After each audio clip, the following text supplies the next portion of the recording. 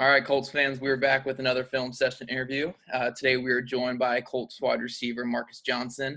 We're going to be breaking down a couple of his clips from last year. And, to kind of start off here, before we get into the film, though, I mean, you've had quite a journey so far in the NFL and also kind of with the Colts here. You started with, I think, the Eagles and then went to the Seahawks and then eventually made your way to the Colts here through a couple trades. Getting through all these different avenues here. But, the last couple of years you've been fighting for roster spot. You've made the roster. You've been cut. You came back on the roster. Just a crazy journey so far. So I want you to kind of tell me, what's it like being kind of, I don't want to say journeyman, but kind of being one of those type of players who is always fighting for a roster spot. What's that kind of life like for an NFL player? Man, it's a blessing. I mean, it's a blessing to be in this league and to be competing and playing, and it's just so hard to really establish yourself. And that's why I'm so thankful I'm going on this third year with the Colts. I had 2 years in Philly and kind of got blindsided with the trade. Mm-hmm. And then got rushed into Seattle, learned the playbook on the fly, ended up getting traded toward the end of training camp, made it to Indy. And, yeah, like you said, it's been I think a key piece to a lot of it is injuries. Everything is about timing. So, I've been through it all, man. Injuries. I've been cut, made the roster, had success. And the one thing it's taught me is this league is unforgiving. It's just, what have you done for me lately? Yeah. And as long as you keep that mindset, you'll really maximize what God has for you. But as soon as you think that you've arrived, or like the first year I made the roster, thinking that, oh, this is it, like every year I'm going to make it, you learn quickly that it's not like that at all. Talent is constantly flowing in, and you have to get better every year. It's all about progress.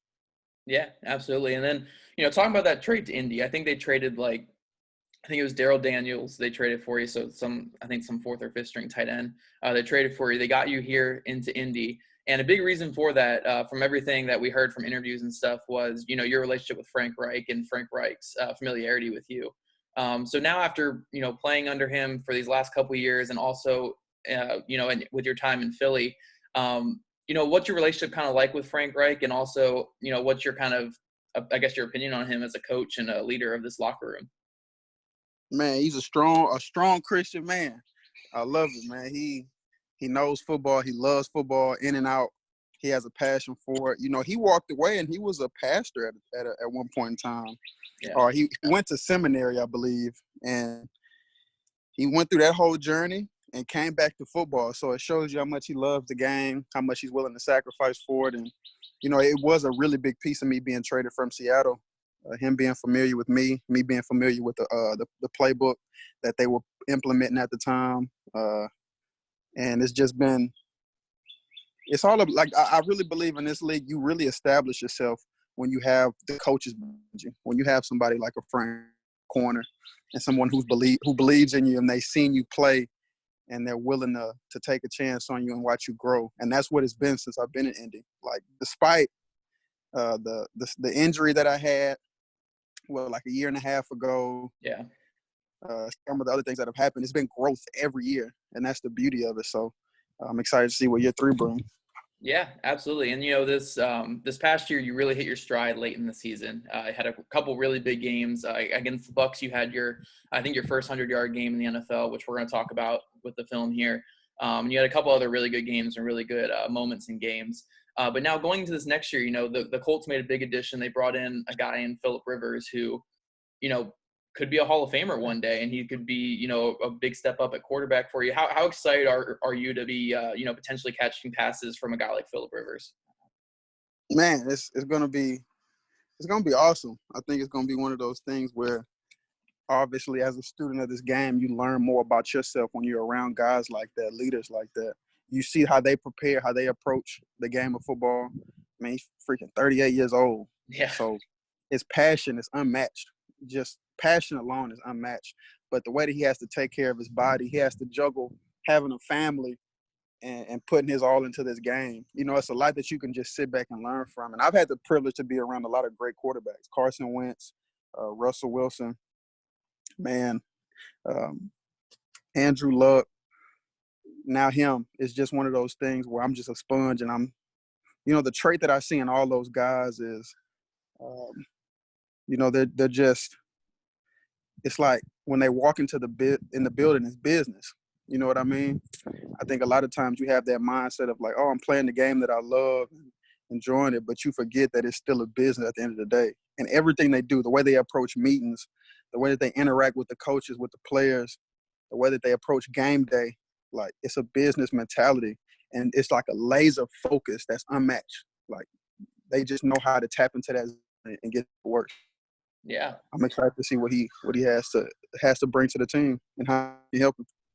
Yeah, no, it's going to be a really fun year, I think, for you guys here in Indy. But before we, get to this next year and stuff like that, let's talk about a couple of your games from last year. And I think we really saw the play, uptick really from you, and really where you were starting to make an impact was, I think the Jacksonville game is where you really started stepping up, and that's when you started getting a lot of play time and making an impact on the game. So I have a couple clips here. A couple of them are going to be zoomed in like this. So we can focus on aspects of your game and stuff like that. Others are going to be, more broader and kind of what you remember about the play. But here, I think it's just a deep in route here against off-man coverage. Just the deep in route.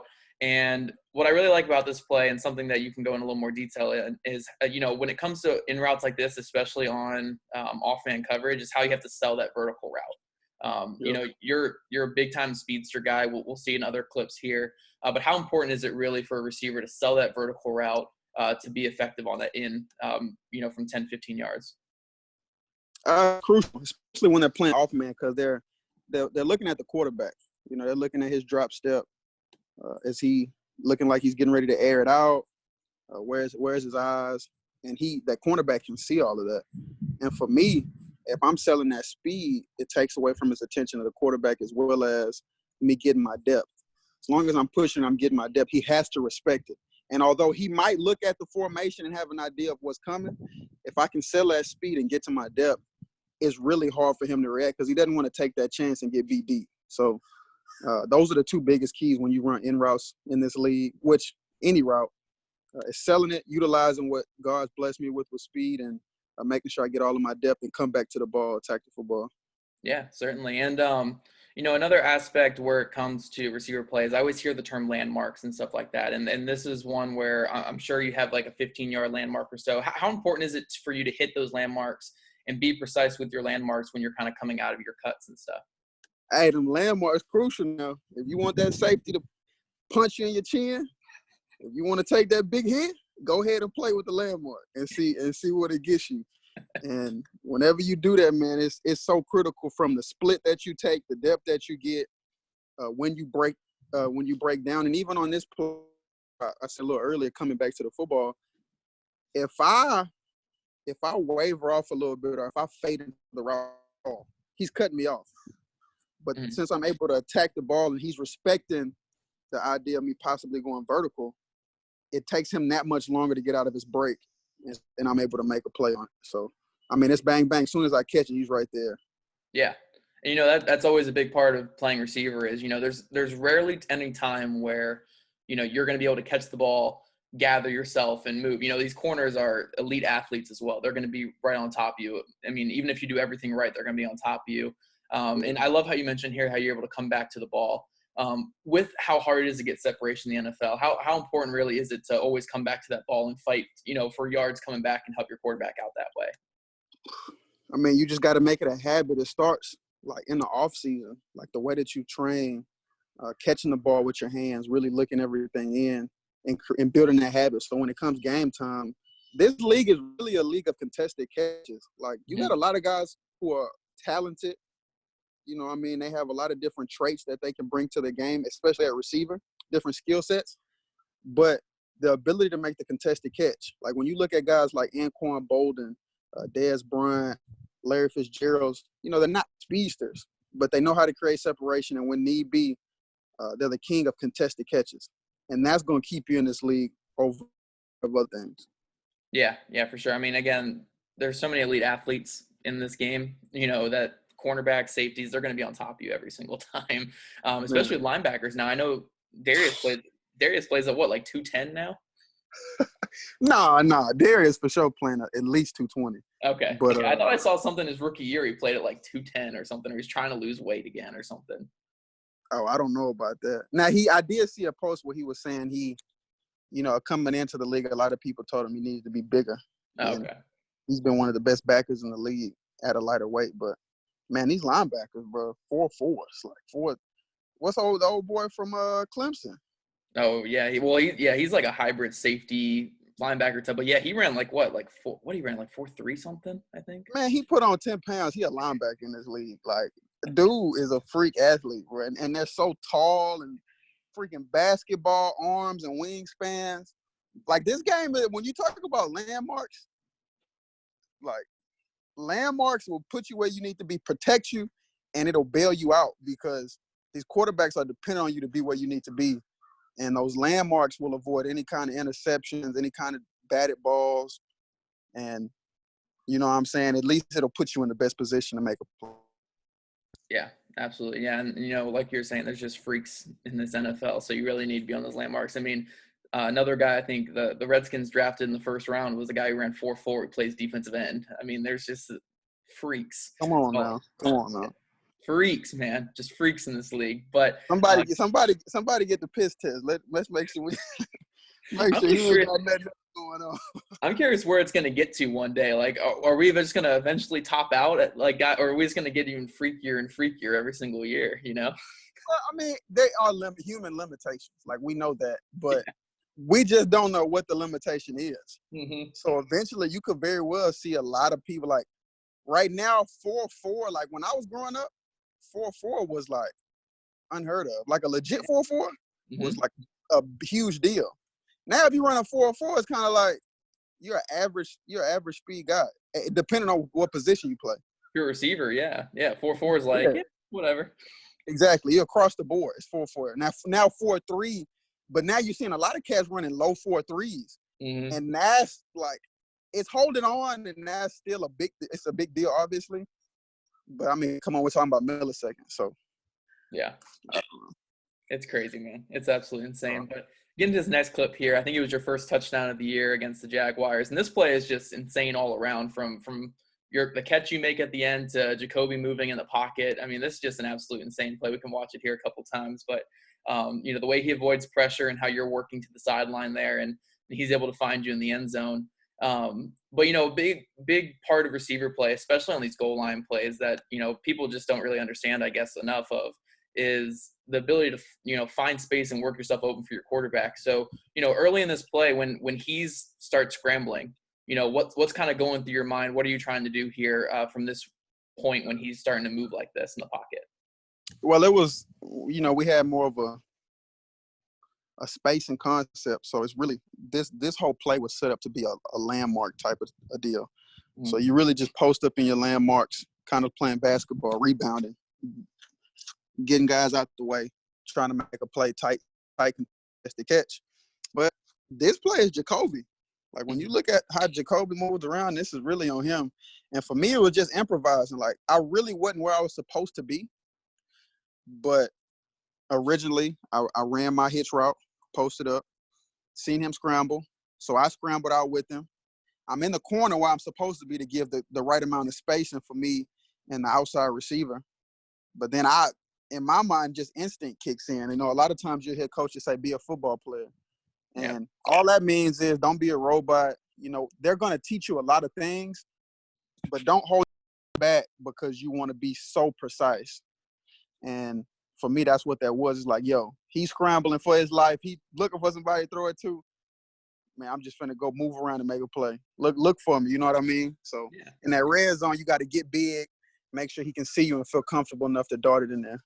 Yeah, absolutely. And, we talked about early on in this episode here, beginning your kind of journey with the Colts. You had that big game with the Jets in 2018, and then you had your injury. And then since then, it's been, injury, cut, practice squad, back on the roster. How good did it feel to get back in the end zone here, even though it was late in this 2019 season? Oh, man, it felt great. Yeah, this was like halfway through the year. Mm-hmm. At this point, I had been through full recovery from my injury, had a shaky training camp, didn't I wasn't playing well for the first 4 weeks of the season. Get brought back on practice squad, and nothing but the grace of God to be able to come back and to play well enough in practice to get moved back up. And, on my shoulder. Like, as soon as they brought me back, I was pissed. I'm like, man, I'm trying to be on a practice squad, but I mean, you got to humble yourself at the same time, and thankful to be back. And, man, as soon as they gave me the call, I was going to be moved up. It was against Miami. We played Miami, tough loss, and then it was this game, Jacksonville. So you turn around Jacksonville. I'm good now. I've been back for about 5 weeks. I'm feeling good. My body feeling good. And it all came together that game. Yeah. And, we hear a lot with the Colts, how much they value how hard guys practice. We've heard it so much over the last couple of years. Guys get playing time on Sundays with how they practice. But, you being in that locker room, how big really is it to this coaching staff and also to your playing time on the game day, being, practicing hard and doing well in practice? I mean, I respect it. I definitely do. It was the same way in Philly. But it's almost – it's to a fault. Like, they scrutinize practice so much that sometimes it can be, in my opinion, a fault because, like, it's literally – we have so many plays that we can choose from, so many things that we can do. And obviously, you have to limit it in a game plan for a Sunday. Mm-hmm. You can't put everything in there week to week. But, man, if it doesn't work in practice, it's out. It's scrapped. Okay. And you usually don't get nothing unless they really like to play. You might get 3 chances if they really like to play. But, man, in Indy, 1, maybe 2 chances. And if they don't work, they're scrapbook. And hopefully we do a better job executing this year so we can get some of those big-time plays in the game plan and get that rolling. Yeah, no, for sure. And we're going to get to some of those big plays that you had later in the season here. But this is just another, catch. We're going to talk about the mechanics here and stuff. I think this is just zone. And, the guy kind of gives you a little bit of press before he backs off. And then, you get to your landmark on the in route here. But what I want to talk about with this kind of in route, we talked about the in route against off man and how important it's getting to your landmark, selling vertical. But how does that kind of change up when you are going against, zone? And I'm sure that you're able to tell easily when this guy backs off you, like about 5 yards or so, that this is going to be zone. Does anything change up in your route processing or anything like that when you feel that zone coverage instead of man? Yeah, I think that was more of a cover 2 look. Mm-hmm. So he was trying to funnel me inside, get his hands on me a little bit before he got to where he was supposed to be in the flats. But yeah, for me, it's important to keep the integrity of my route. So in order to do that, I have to give him some kind of release to keep him honest. And it's not going to be perfect. I'm not going to be exactly where I need to be in the beginning, like those first 5 yards of the route. But as you see, I widen back out. And as you talked about on the in route against Jacksonville, widen back out so that it times up well with my landmark and Jacoby getting ready to throw it. And then at the top of the route, I'm open. Like, it's a big hole, but then sometimes it'll catch you off guard. You kind of expect it to be, okay, bread, butter, simple hands catch, but then because of where Jacoby is shuffling through the pocket, it ended up coming a little bit outside of me, and I had to readjust the way I caught it. Yeah, for sure. When it comes to running routes against zone or man, in general, I mean, again, obviously you have your landmarks and stuff like that. But are you doing much reading? Are you reading more of the defense when it comes to running against zone, or like because you're trying to find those open spaces, or how does it kind of change up a little bit when it comes to going against zone? Oh, yeah, no doubt. You looking at the safeties. You're keying in the safety, and then you just, they can disguise it in a variety of ways, but it's pretty basic. When you see the safeties outside the hash like that, and you see that corner playing you tight, it's one of 2 things. I mean, that's one of the safeties he can drop down late, and they can roll coverage, or I mean, you just keep it honest with cover 2. And as soon as you feel that pressure kind of go away about that 8-yard mark, then okay, it's a zone coverage, and I just need to stay honest to my landmark.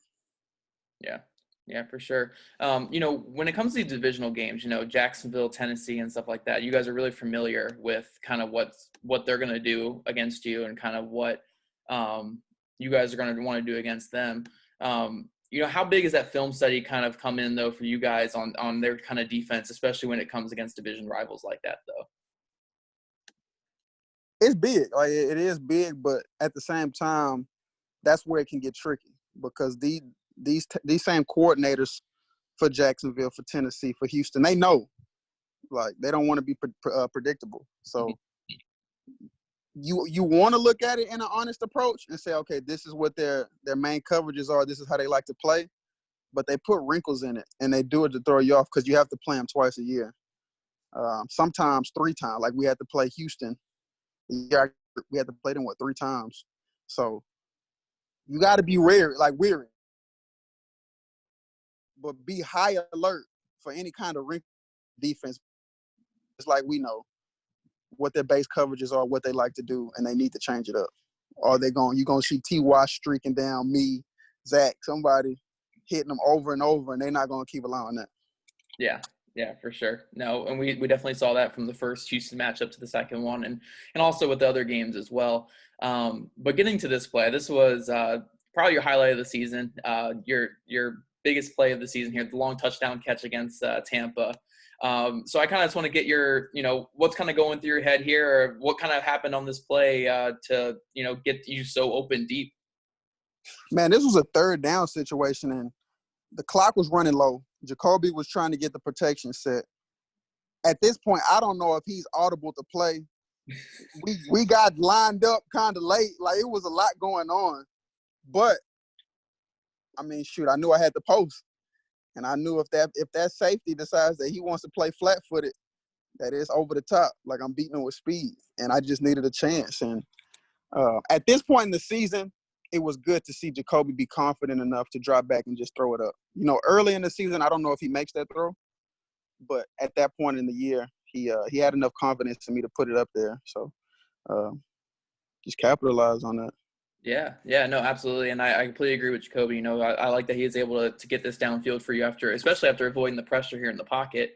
But, as a receiver, you always want, everything to kind of be right on the money, obviously. So the second that you get open here, you ideally have that ball right in front of you. It's going to fall into your breadbasket and you can walk in for a score. But, you have to kind of adjust here and track that ball. How big is it, though, for a receiver just to always be able to kind of adjust on the fly? Because, that ball is always going to be, it's never always going to be on the money for you. Oh, no doubt. And it goes back to what I was talking about, that en route against Tennessee. Like, sometimes you can get lulled to sleep. Like, a good quarterback could put it in your hands over and over and over, and then all of a sudden, like this, as soon as I passed that corner up and I saw the safety playing flat-footed, you can kind of see my hand raised, and I looked up. I was thinking breadbasket right over the shoulder. Yeah. And then next thing I know, I'm like, well, maybe he's not going to throw it. I didn't know if he got sacked. And then, boom, and Jacoby got an arm. So he just threw that thing up, and it's a totally different approach to make the catch. But that's being a receiver. That's what we train for. That's why we on the jug machine so much, and we do extra after practice for those type of situations. And, it's one thing to be a deep threat and be able to just beat guys and catch it over the shoulder. It's a whole nother component to your game when you can jump up and make plays over guys. So it felt good to get that in and to build on that because we end up hitting 2 big posts like that over the top, just jump ball situations. Yeah, and we're going to talk about the other one here in a second. But, when it comes to receiver play, obviously, again, having those quick hands coming up and be able to catch it in traffic like that, but also having strong hands is so big. What kind of things do you work on in practice to kind of develop stronger hands and develop, the ability to kind of quickly flick your wrist up there and snatch the ball out of the air? Yeah, the one of the things I picked up during the season that helped me a lot was having somebody throw the ball to me, and I would stand on one of those Bosu balls where it was just balance. So that helped me have enough balance on one leg or the other to where when I'm jumping up in the air, I feel comfortable. I don't feel like I'm off balance or it's throwing off the catch that I'm trying to make. So that was a big component that I added. And then just knowing your quarterback. We know Jacoby got a strong arm, so he's going to launch it, especially if you in that 10 to 15-yard range, be ready. And then if it's a deep ball, he can sling it. So just knowing him and adjusting on the jug machine so I'm ready for it. Yeah, absolutely. And then here's the other big play that we have from that Tampa game where, again, you made a really good adjustment to the ball. But the one thing I really like about this route here, because, you're getting vertical and you understand, again, landmark wise, that you can't get too far wide, so you're able to win inside, and then you kind of stay on that outside of the numbers there to give Jacoby that room to give you this pass. But how big is it for you as a receiver, and also just receiver play in general, to make sure you don't get pinched to that sideline and give your quarterback some room to get you that ball? Man, it's tough because I'm trying to open it up for the slot receiver. Mm-hmm. So if it wasn't for the fact that it was about to be halftime and I knew we needed just a big chunk play, I probably would have forced the outside release. And don't get me wrong, we have different rules for all our post routes. But for this particular situation, man, I gave him a quick jab out and he took it. And as soon as he took it, it made it easier for me to just clear it out. And Jacoby strong on 50 yards down the field, 40, 50 yards down the field.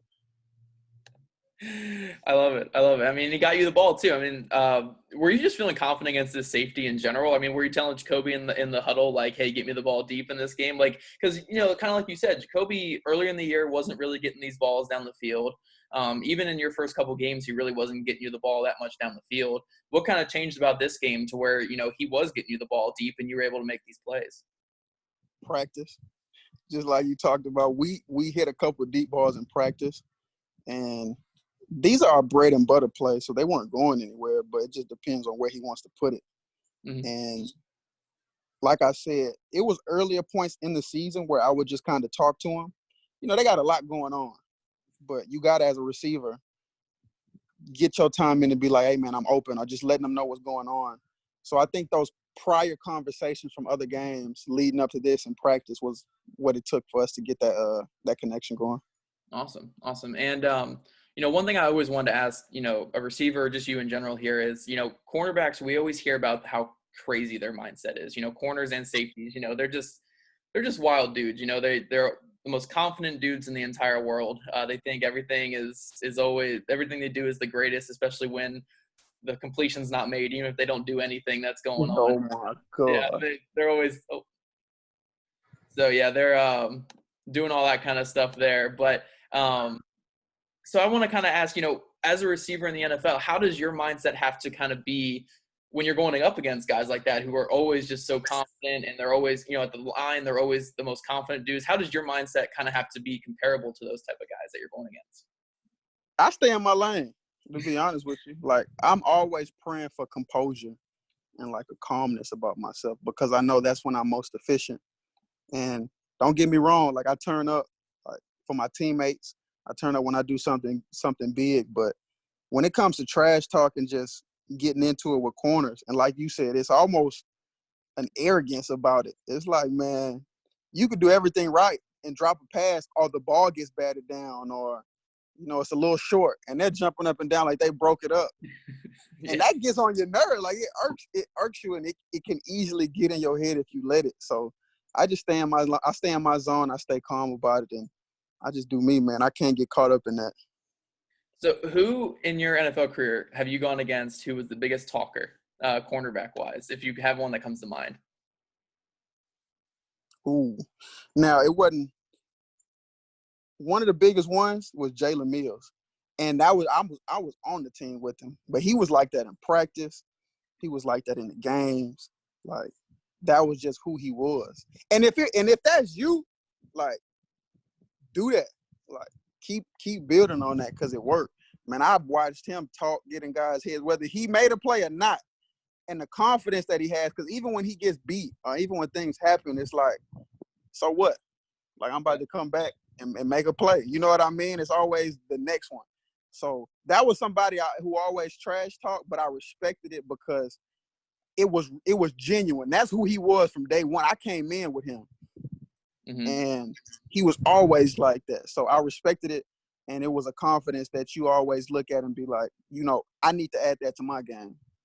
Yeah, no, for sure. I mean, it never hurts to be confident. I know he takes it another level from everything I've seen and heard, but yeah, but it's him though. But it's him. So yeah. You know what I'm saying? Yeah. So this last one I have here, the first question I have with it is, I'm sure you know exactly what this play is here, but how the hell did you catch this ball? Man, first off, I had ran a go ball like 3 plays prior. Mm-hmm. And I gave a terrible release. because I was just so anxious. It was like first play of the game, we just throwing it deep. It was like, let's just try to make something happen. And I got so anxious and caught up in the moment that I didn't take the time to release like I should have. And, it wasn't even an opportunity to make a play on it. So on this go ball, I was just like, you know what? I don't give a damn about anything past these first 5 to 8 yards. Like, I'm finna pat him off feet. I'm gonna give him something until he bites. Because I know I got enough speed to where even if we even, I can jump up and make a play, or Cole can put it out there.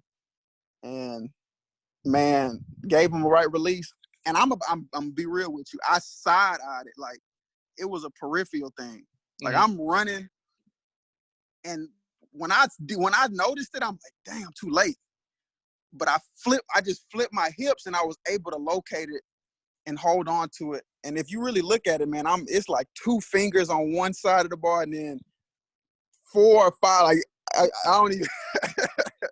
Only thing I can attest to making that type of play is jug machine, man. Like repetition, muscle memory, being able to flip my hips around and make that play. And I was doing a little hot yoga too, so I'm sure that helped kind of move around. Hey, it definitely doesn't hurt at all. I mean, that kind of flexibility. I swear I tore something just watching that right there. I mean, that's insane right there. Real talk. Shout out Hot Room Yoga because they helped me flip around. So my only other question with this one right here is, vertical routes. You ran a lot of them last year. Like you said, to start this game, you ran a bunch. You ran a couple against Tampa that we saw. And sometimes they're going to be those over-the-top breadbasket, go up and get them ones. Other times they're going to be these back shoulder ones. How do we really know how do you know as a receiver, when that back shoulder is coming, when the ball is going to be over the top? I mean, is it something said before play, or is it all peripheral like you just said? Like when do you really know that back shoulder is coming? I mean, usually it's a lot clearer. Like this was one of those, in my mind, even I'm leaving, but we're taught to always look at 8 to 10. Like that's just the general principle.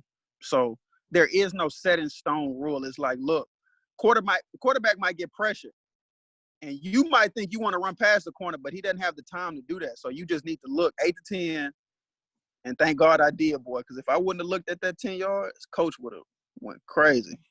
A couple of my teammates told me they was trying to go. When they saw that the ball was coming, like on the film, I looked right at 10. Like a step later, and I'm not making that play. So, yeah, man, it's just, Nick, Frank, everybody instilling in us looking at 8 to 10. Like we preach that every week, and that's what that was. That's how I was able to locate it. Awesome. And then a couple more questions here before we end it off. The Colts added a new wide receiver coach. You already have a lot of good coaches in the building here that are helping you guys develop and stuff. But I think I want to say his name. I think it's Chad Groh is his name. Mike Groh. Mike Groh. Yes, I'm sorry. Mike Groh, added him from Philly. I believe you spent time with him out there in Philly as well. That's my God. So yeah, like what's kind of your experience with him and stuff? Like what are the Colts really getting into the locker room in a guy like Mike Groh? Man, Mike is a legit, like, he could be an offensive coordinator in this league. Unfortunately, it didn't go as he would have wanted, or anybody, as far as his offensive coordinator role in Philly. But I feel like he did a really good job. It was just they had to make some changes, and he was somebody that they decided to make it with. But he's a OC in this league.